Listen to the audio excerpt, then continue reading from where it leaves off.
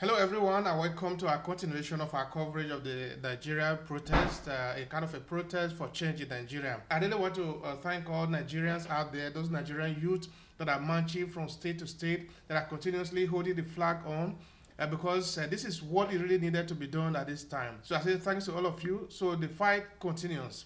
Today, I quickly want to do this video to share some of the video that get to me. That some of them are actually disturbing in that they carry information that are disturbing. If you are really reasonable, if you are somebody that think, you will understand that these are images that are disturbing, relating to what is really going on in Nigeria. Because sometimes something happen, we have a government representative that come out to defend them, say that maybe they are not true, without it is true. Then they come out to sort of tie themselves up in their narration. So what it basically means is that, okay, at the end of the day, the truth will definitely come out, because no matter how you try to suppress the truth, it will eventually come out.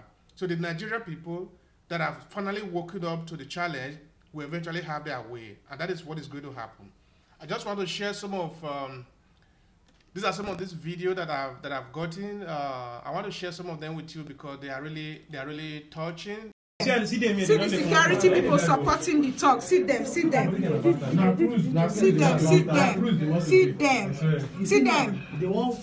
See talks, they go listen to talks to enter motor. Talks to enter motor with them. See talks to enter motor with them. See the security people. See them. They don't go back the talk, so they don't go back the talk. See them.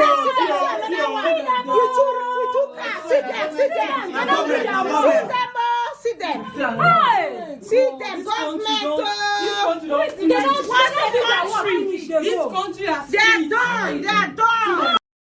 You might be asking yourself, where are those what is really going on? You might be hearing a lot of the protesters are complaining. Yesterday, I did an interview with a guy in Abuja who is actually on the street, who is there, that told me a lot of things that are going on there. Then the interview, of course, is available on our YouTube. You can check it out. Then I also did another interview with another guy, but this time in the United States as a Nigerian diaspora, who's of course mostly highly concerned about what is happening in Nigeria. The thing is really tough out there. It is true. People are losing lives. It is not easy.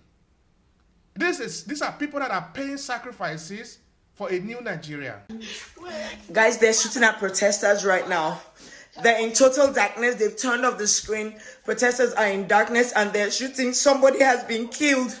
They're shooting now. Tag everybody that you can tag, please. Now, this is a build-up towards the event that many people have referred to as massacre in Lagos.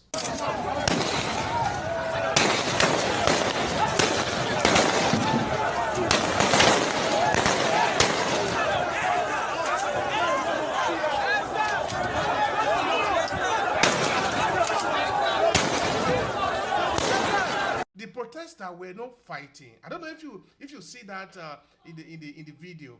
Now let me replay that.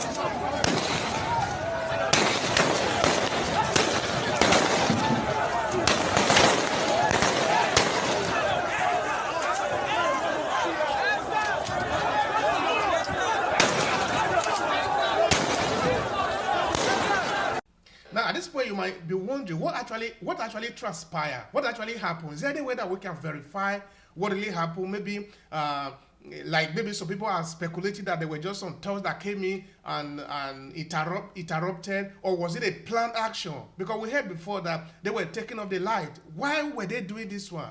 Why were they taking out the security camera so that they will not see what is happening? Is that a story or something else actually is fishing?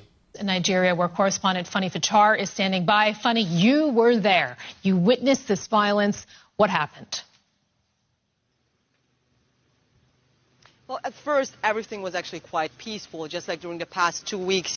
Now, this is a report by DWTV, the German television that are in Lagos. Of course, that is a very popular TV station.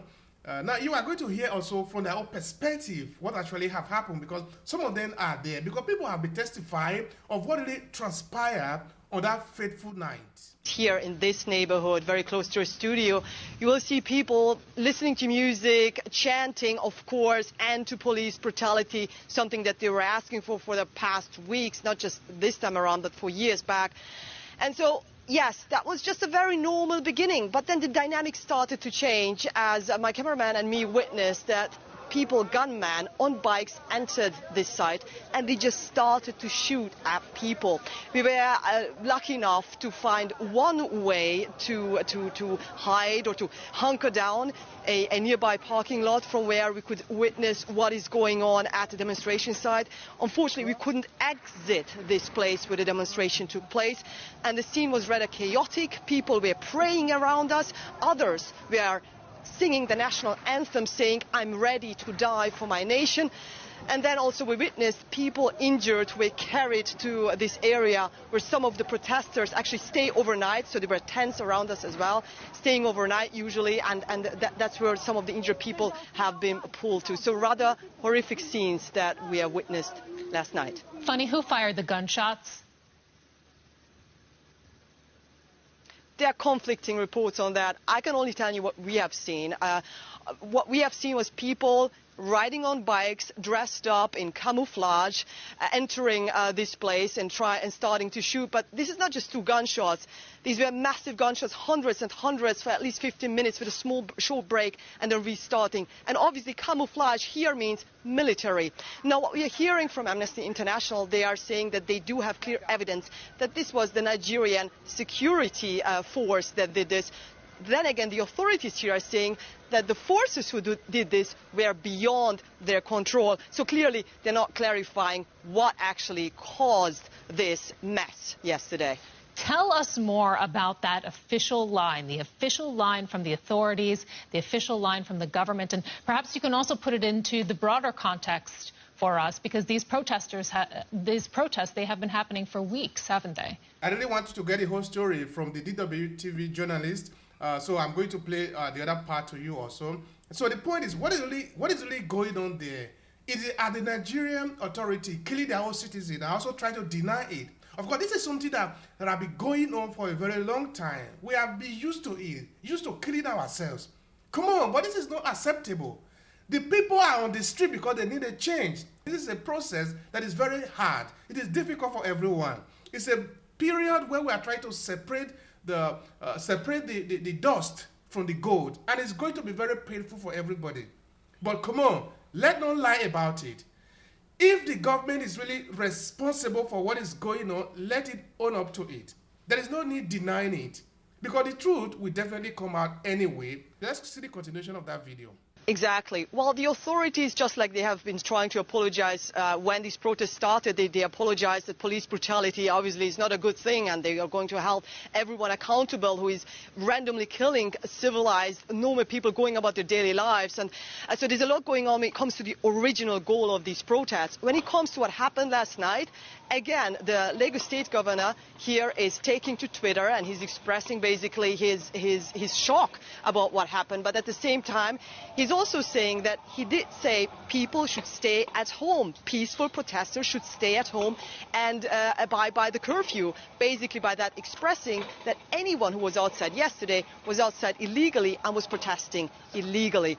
We didn't hear anything yet from the Nigerian President Buhari, when it comes to what some people here tag as a massacre. Again, others are using the hashtag Bloody Tuesday Nigeria. So when it comes to the authorities, there is no taking responsibility for this at this point. What they're trying to do is rather trying to say, we are making sure to protect the citizens, so please abide by the curfew, stay at home until this is over. All right, you see, but okay, now something is going on. The people are out there because they are tired of the killing, they are tired of the brutality, they want a change, so they are protesting. Of course, if everybody go home, that is the end of it. But is that what they want? That is not what they want. They need something. Is the government responding to the demand that the people are bringing forward? Because you cannot just come because you have the superior power and say, okay, everybody go home. Then that is the end of it. But that is not going to be acceptable. that the people should, that is a 24-hour curfew. Okay, so what should I do as a protester who have decided that I want to change for my country? I should just go home. Then you have succeeded. Is that the rule of the game? All right, now something else happened today that I found really very interesting. That some of the protesters find out where a lot of people. Anyway, I don't even want to spoil that for you. Let me show you some of these images. Our food plenty there, oh. Plenty. Food plenty. Our food plenty for there. A warehouse of 600 feet by 600 feet, full of COVID-19 products, was discovered today. Look at people struggling to pass.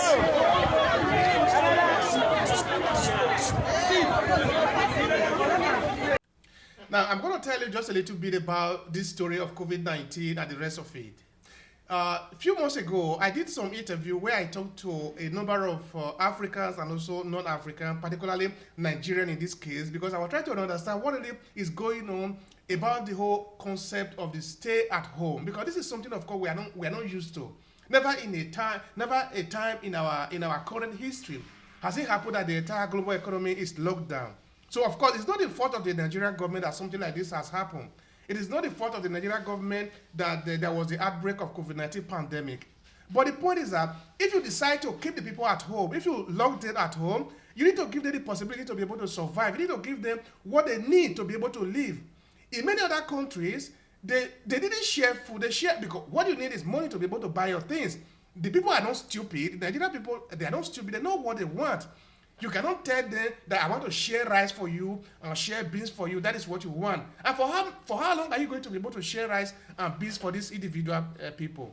So what they did, or like what happened in many other countries, okay, this is not only Nigeria, many other African countries also did it, because I did some other interview in other countries, is that they decided to buy bags of rice, pallet of rice that was then sent to them, and they were sharing it to them in a way that is very, very inhumane and disrespectful to the human being. That is, they were just throwing the rice, throwing the food at them without any form of respect. So all this one, of course, we debated it for a very long time. This one you can also see on my other channel. Of course, the videos are many there where you can see. Now, what I'm trying to point out here is that the food that these people have just discovered at this warehouse is supposedly where Nigeria bought food and stored it. But a lot of people were complaining of hunger in Nigeria. Why did the government decide to keep the food there and allow the people to suffer in hunger? And at the end of the day, they also complain that the people are stealing. If you don't give them food, they don't have work, they don't have money, and you have food that you're supposed to give them, you didn't give it to them. What kind of moral justification do you have as a government to now blame your citizen for any kind of crime that they can commit because they don't have food to eat? So this is what we are talking about. This is a kind of a way for you to understand what is really going on in the mind of many Nigerians. Why are they on the street? Why are they protesting? Because we have some irresponsible people in the helm of affair. They are not supposed to be there. Those are not the people we want in Nigeria. Because we want people who should understand the human feeling, what the people really need. You cannot buy these loads and loads of food and lock it down. People are dying of hunger. They don't have food to eat. What I can't understand. I can't even fathom the explanation. I don't understand what is it. You see, so this is what is going on in Nigeria. This is what is going on in the protest. This is what the people are fighting for. They need a change. We all need a change. We are not comfortable with this kind of arrangement we have in Nigeria. It's not working. It's absolutely not working. This incident has been going on since 7 a.m. As I speak with you, sources say the warehouse has not gone off. Palliative that were supposed to be given to people during the COVID-19 period was hidden away in a warehouse, and Nigerians were dying of hunger and starvation. Look at this man struggling to survive. Yes, can you imagine? Look at him. Something that is supposed to be brought to his home. This thing for the past 2 hours. Look at it. It is still full. You mean? You not finish. It's fully loaded. The warehouse is Can you imagine? Nigeria has more than enough. Nigeria has more than enough. The Navy has collected their own. The armies have put their truck, collected their own. Immigration, custom, last man. And the warehouse has not gone half. The warehouse has not gone half. The warehouse has not gone half. Palliative for the poor. Stored away. This is October 21st, 2020. Palliatives that were supposed to be shared in May were stored away. Some of the products are even expired. Look at how people are struggling. 2021, No, 2021. you see, see people are struggling. You see, look at it. Another way I'll see there for Ikeja. Another Look one at for it. Ikeja. Lagos State. Look at it. Not for sale. Not for sale. They stored it. Look at it. Not for sale. They stored it. Wait. Let me see the pack. Now see. Look at it. COVID-19. Not for sale. The poor are suffering, and they stored it in a warehouse. Look at people passing through canal just to survive. Hunger in the land. A sachet of sachet tomato 120 naira. Look at people struggling to survive. We are suffering. Look at people. Bag of rice 40,000 naira. Look at people. Echo has come to our head. These people are looters, they are criminals. I'm telling you. Siamo, COVID palliative. Siamo, see the warehouse. See the warehouse. See the warehouse. See the warehouse. See the warehouse. See the warehouse. What do you think? This is an army of the people on the throne of the government now. In that there is a limit to where you can drag the people. This is true of any situation. So what I'm trying to say here is that the Nigerian government, the people who are running Nigeria should have known that at a point the people were going to be fed up, because they have been deceiving the people for a very long time. They have been creating leaders that are not supposed to be leaders, so that they can have a way of running the system in a way that it will always fail. But now the people want to change. The people want a change, and they are going to get that change. The real question that has not been asked so far is that protesters were shot at 7 or something like that, but the governor had already extended the curfew to 9 o'clock. So, what was their crime really?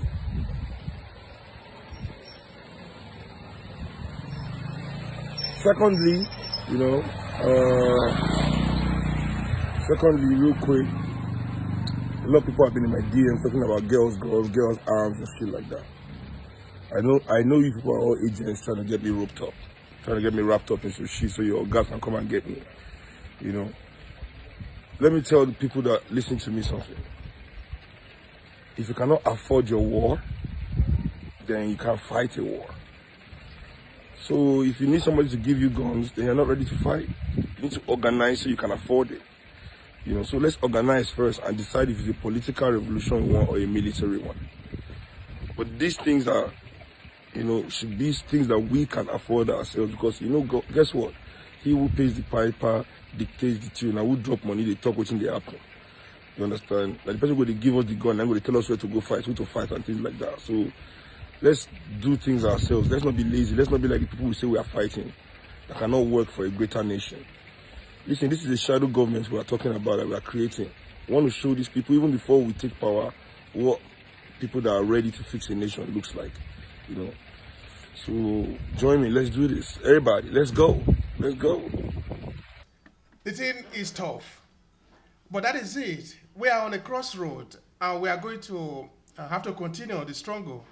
It is a struggle for better Nigeria. If you are in Nigeria and you are really sincere with yourself, you know that the kind of system that we have is not favorable for the Nigeria. It's actually like a kind of, we are treated like a kind of a territory where the people don't really count. It's the resources that count that need to be extracted and be given out. So the people now are fed up. So it is time that the Nigerian government need to respond to the people, to the demands of the people. Because the people that we are leading are fed up of the same system. That old system doesn't fit them anymore. It doesn't fit the current time that we are in anymore. We need leaders who should be able to run, not those who need walking stick. We need those who can run, because this is a jet age. We don't need granny to become president or granny to become governor. Sorry, your time is over. Go and become maybe a sponsor of somebody. We need people who are smart, people who know what leadership really entails. And we have all these people in Nigeria. We have some of the best brain in that country. We don't lack them. We only have this mumu that come out to deceive us. Enough of that. So thank you very much for watching this video to the end of it. Sorry if I become a little emotional at the point. The issue is a bit emotional sometimes. So I really want to say a big thanks again to the guys that are out there that are raising the flag, of Nigeria, that are raising the flag of the new Nigeria that everybody wants. Because we are tired of this old one. This old one is gradually fading out. We need a new Nigeria. The kind of Nigeria where leaders are responsible to the people. Where we have a relationship between leadership and followership. Where we don't have people who are leading the people as if they were cows, as if they don't have brain, as if they are not worth anything. We need a leader that should respect the people, that should do the will of the people, or they will be removed from power. Because the people will eventually have a way to find their way. Thank you very much.